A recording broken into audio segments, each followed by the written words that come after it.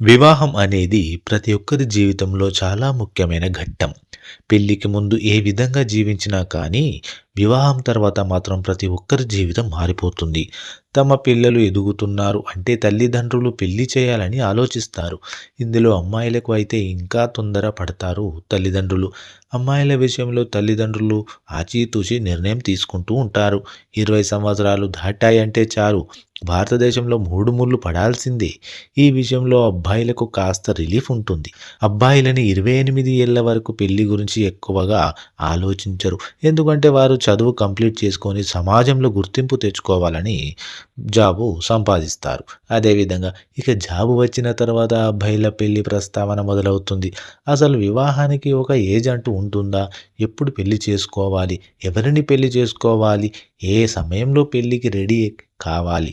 దీనిపై కొన్ని అపోహలను నివృత్తి చేశారు డాక్టర్ సమరం గారు.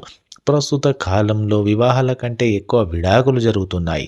దీనికి కారణం కూడా ఉంది. ఎందుకంటే ఏ ఏజ్‌లో పెళ్లి చేసుకుంటే ఇలాంటి వాటి బయటపడే అవకాశం ఎక్కువగా ఉంటుంది. 28-30 సంవత్సరాల మధ్యలో పెళ్లి చేసుకుంటే ఇలాంటి సమస్య ఉండదని చెబుతున్నారు. వయసు ఒక కొలమానం అయినప్పటికీ మిమ్మల్ని బాగా అర్థం చేసుకునే వారిని పెళ్లి చేసుకుంటే లైఫ్ పర్ఫెక్ట్‌గా ఉంటుందని సమరం గారు చెప్పారు.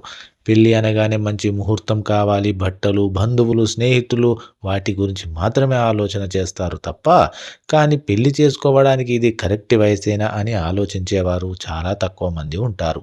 20 ఏళ్ల వయసులో పెళ్లి చేసుకోవడం వల్ల ఆకర్షణ ఎక్కువగా ఉంటుంది. వారికి భవిష్యత్తు పైన అవగాహన ఉండదని సమరం గారు చెప్పుకొచ్చారు. అలాగే 30 సంవత్సరాల లోపు పెళ్లి చేసుకుంటే ఆలోచన శక్తి ఉంటుందని, జీవితం అంటే ఏంటో అర్థం అవుతుందని తెలియజేశారు.